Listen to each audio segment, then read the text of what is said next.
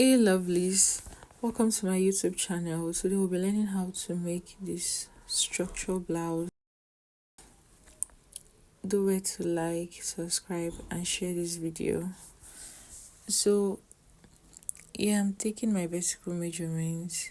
The vertical measurements here are from your shoulder to your bust point, your shoulder to your under bust, your shoulder to your hip line, your half length first before your hip line, and from your shoulder to your full length.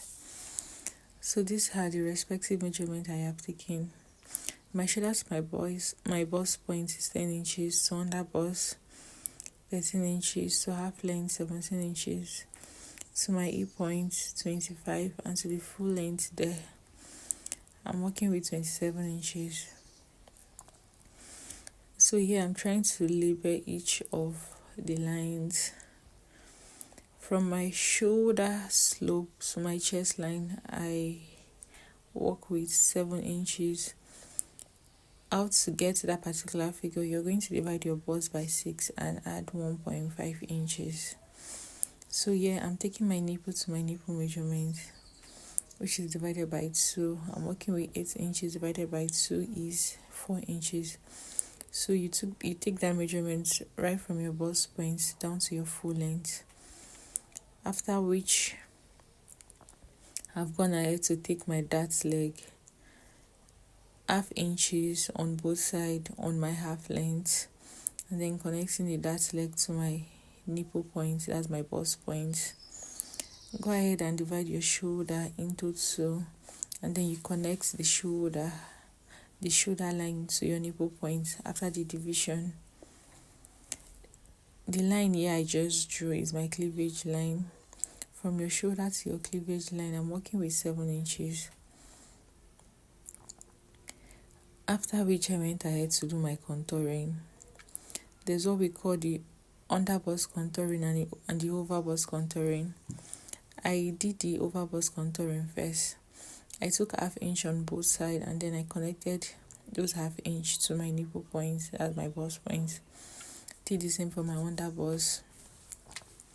On the center front, I came in by half inch. On the side front, I came in by half and 2 lines, that's 0.75. And then I connected each of those dots to my nipple points. After which, you're going to take the lines down to your M line, that's your full length. I drew half inches away from my center front so I could do my curve, that's the corset curve. You could see the way I am placing my curve rollers to draw out the corset curve. From my neck width, the 3x3 I use for my neck width, I measured down 6 inches to meet to 6 inches for the length of my sweetheart curve. So there I use 6 inches.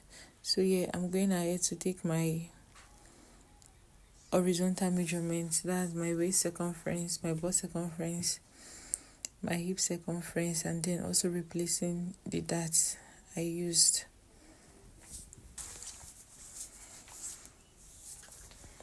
So you're going to do this for all of your horizontal measurements, and then don't forget to replace the darts so you don't get any shortage after cutting out. So I connected my lines and then I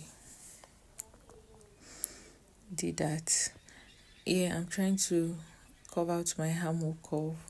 You're going to divide your armhole length by 2. You're going to come out by half inches, and then you draw out the curve. I didn't know my camera was not recording.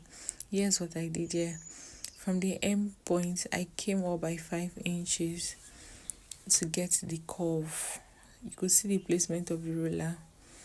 So that's all for the front. Let's go ahead and do the back. So for the back, I'm taking my vertical measurements here.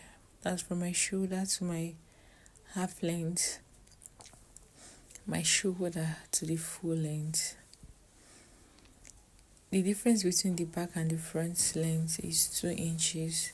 So you could see my back length is different from my front length. Like the back length is shorter than the front length. So yeah, I'm taking my shoulder slope and then I connect it to my neck with,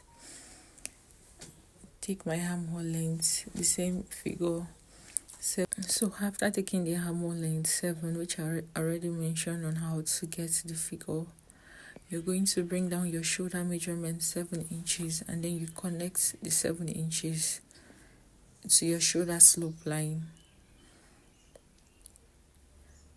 You're going to look for the midpoint, come out by half inches and then you connect the half inches to your shoulder slope while you take your bust points, your bust circumference on the chest line and then you draw out your curve.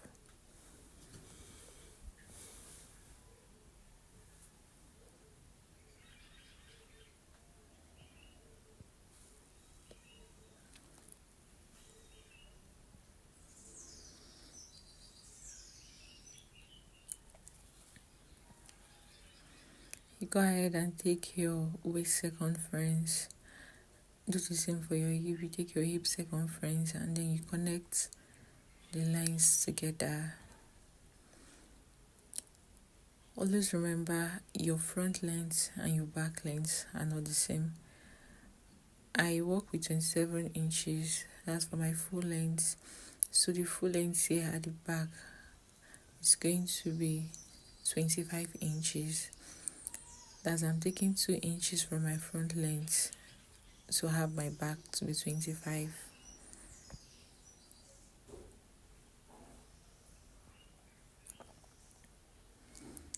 Yeah, I'm taking my nipple to nipple measurements 4 inches.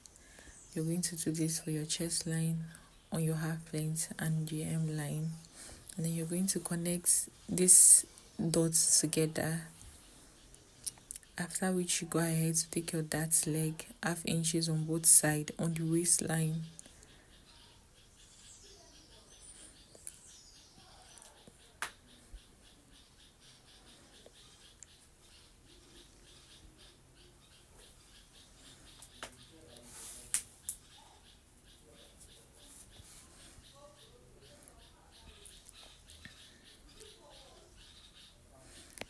At the hem line, you're going to come up by 2 inches and connect your dart leg to the 2 inches. So yeah, I took my 7 inches, that same 7 inches I used for my cleavage line. I drew out the 7 inches. I also took out the 7 inches here at the back so I could give my yoke curve at the back. So what I did there was, for the opening at the back, at the upper part, I used 2 inches, at the waistline 1.5, at the hemline 1.5, and then I connected those lines. You could see the eyelets structure I gave out there. So yeah, what I'm trying to explain is, if you're using a modesty panel, you could replace your dart, which means you're going to have two parts for the back. I don't know if you understand, like there'll be a division at the middle, at the back.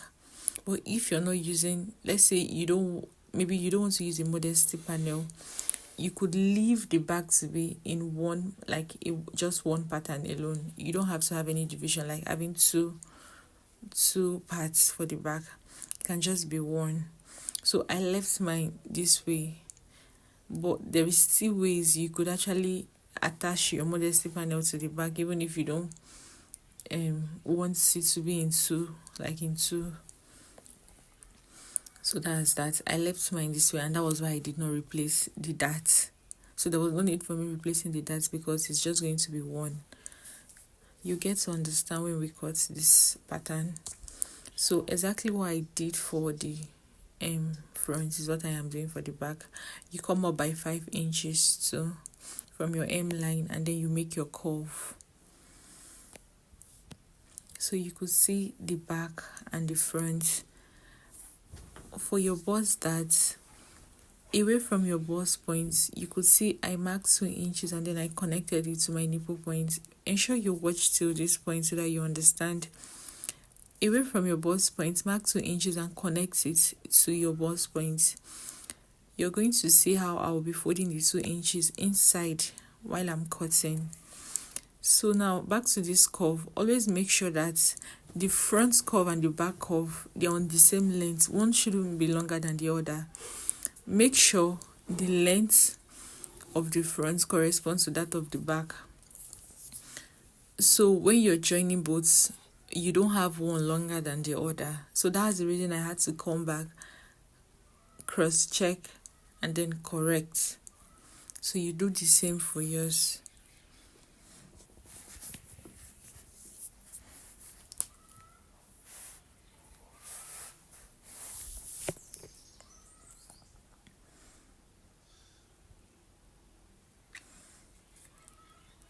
For your back slope, for your back yoke, you could actually make any back styling of your choice.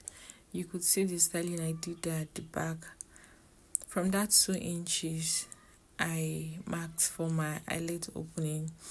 Away from the 2 inches, I used 1.5, 1.5, please.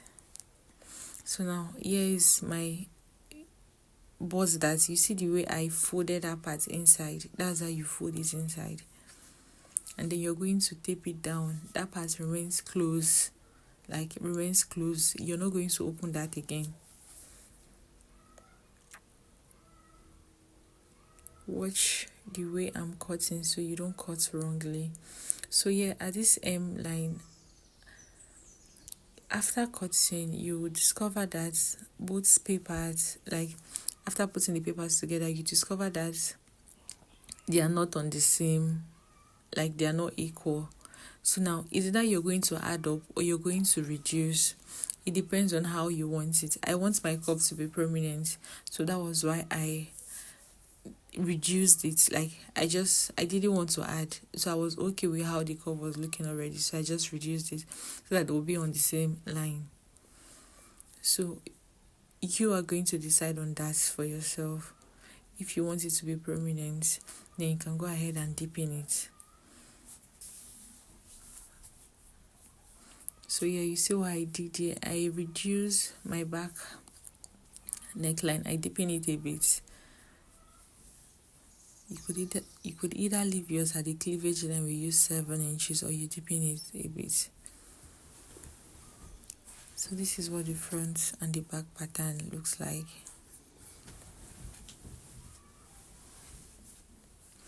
You could see there was no division at the back. I just left my back that way because I did not replace my dart. So I just wanted it to be one pattern alone. Always folding this part of your yoke inside so you don't have excesses.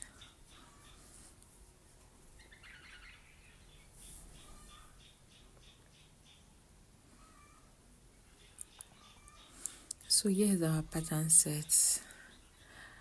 I'll be teaching you on how to cut this in our next video.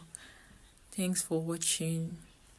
Ensure you share, like, and comment on this video.